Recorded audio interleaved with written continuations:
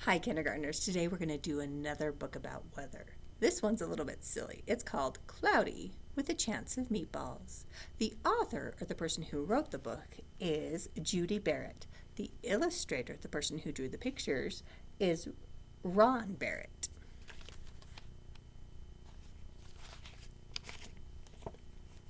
We were all sitting around the big kitchen table. It was Saturday morning, pancake morning. Mom was squeezing oranges for juice. Henry and I were betting on how many pancakes we could each eat. And Grandpa was doing the flipping.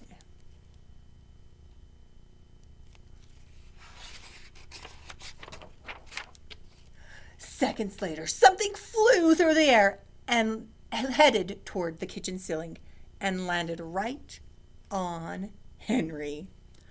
After we realized the flying object was only a pancake, we all laughed, even Grandpa. Breakfast continued quite uneventfully. All the other pancakes landed in the pan, and all of them were eaten, even the one that landed on Henry.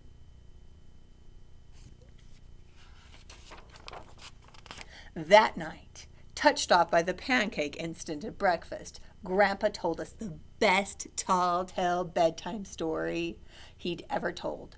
Across the ocean, over lots of huge bumpy mountains, across 3 hot deserts, and across one smaller ocean, there lay the tiny town of Chew and Swallow. In most ways, it was very much like any other tiny town. It had a main street lined with stores, houses with trees and gardens around them, a schoolhouse, and about 300 people, and some assorted cats and dogs. But there was no food stores in the town of Chew and Swallow. They didn't need any. The sky supplied all the food they could ever want. The only thing that was really different about Chew and Swallow was its weather. It came 3 times a day, at breakfast, lunch, and dinner. Everything that everyone ate came from the sky.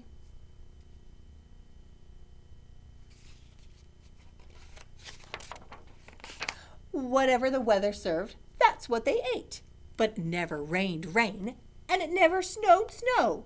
It never blew just wind. It rained things like soup and juice. It snowed mashed potatoes and green peas. And sometimes the wind blew in storms of hamburgers.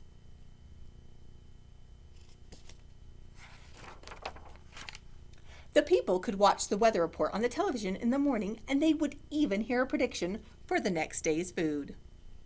When the townspeople went outside, they carried plates, cups, and glasses, forks, spoons, knives, and napkins with them.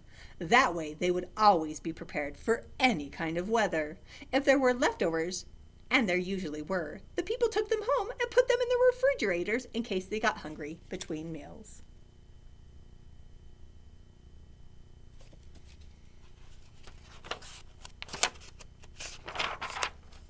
The menu varied. By the time they woke up in the morning, breakfast was coming down. After a brief shower of orange juice, low clouds of sunny side-up eggs moved in, followed by pieces of toast, butter and jelly sprinkled down for the toast, and most of the time it rained milk afterwards.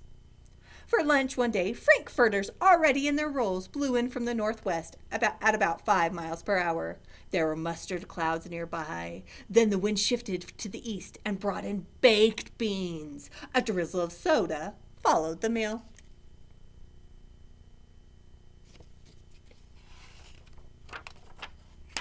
Dinner one night consisted of lamb chops, becoming heavy at times with occasional ketchup. Period of peas and baked potatoes were followed by a gradual clearing, with a wonderful jello setting in the west. The sanitation department of Chew and Swallow had a rather unusual job for sanitation department. It had to remove the food that fell from the houses and sidewalks and lawns. The workers cleaned things up after every meal and fed all the cats and dogs. Then they emptied some of it into the surrounding oceans for the fish and turtles and whales to eat. The rest of the food was put back into the earth so that the soil would be richer for people's flower gardens.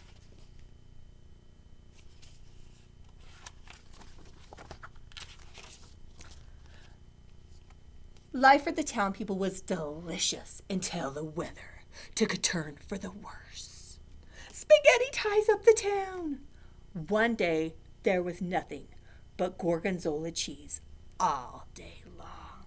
The next day was only broccoli, all overcooked. And the next day there were Brussels sprouts and peanut butter with mayonnaise. Another day there was a pea soup fog. No one could see where they were going. They could barely find the rest of the meal that got stuck in the fog.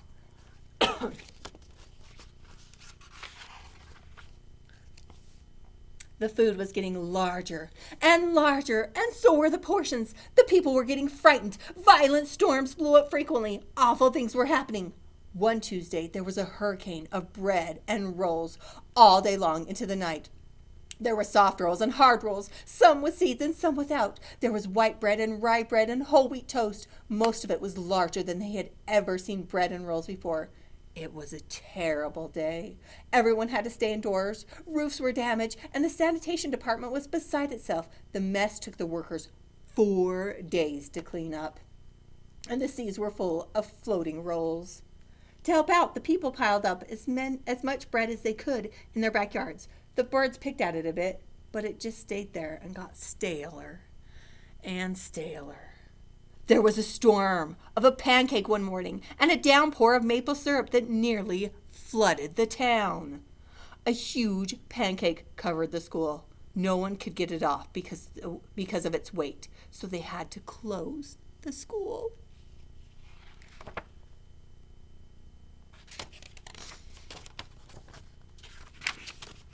Lunch one day brought 15-inch drifts of cream cheese and jelly sandwiches. Everyone ate themselves sick that day, and it ended with a stomachache. There was an awful salt and pepper wind accompanied by an even worse tomato tornado. People were sneezing themselves silly and running to avoid the tomatoes. The town was a mess. There were seeds and pulp everywhere.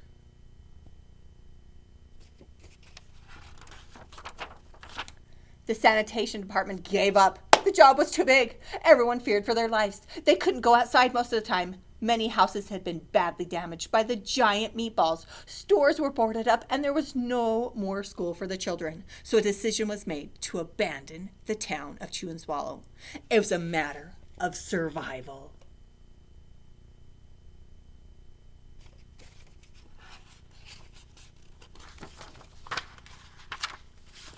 The people glued together the giant pieces of stale bread, sandwich style, with peanut butter. Took absolutely the necessities with them and set sail on their rafts for a new land.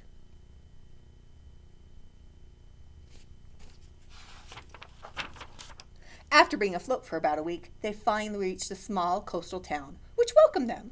The bread held up surprisingly well enough for them to build temporary houses for themselves out of it. The children began school again, and the adults all tried to find places for themselves in the new land. The biggest challenge they had was getting used to buying food at the supermarket. They found it odd that the food was kept on shelves, packaged in boxes, cans, and bottles. Meat that had to be cooked was kept in large refrigerators. Nothing came down from the sky except for rain and snow. The clouds above their heads were not made of fried eggs. No one ever got hit by a hamburger again. And nobody dared go back to Chew and Swallow to find out what had happened to it. They were too afraid. Henry and I were awake until the very end of Grandpa's story. I remember his good night kiss.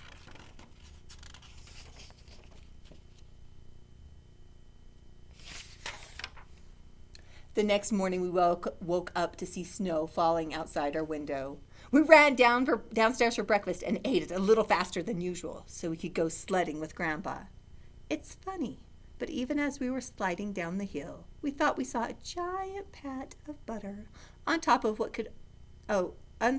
and we could almost smell mashed potatoes. The end. I want you to think of all the different kinds of weather they mentioned in this book and what you can think. You can even sing our weather song we sing at school. Then I want you to try to think of some kind of silly weather. Maybe remember how they had the hamburgers in the clouds or the frankfurters raining down. What kind of things would you like the weather to do?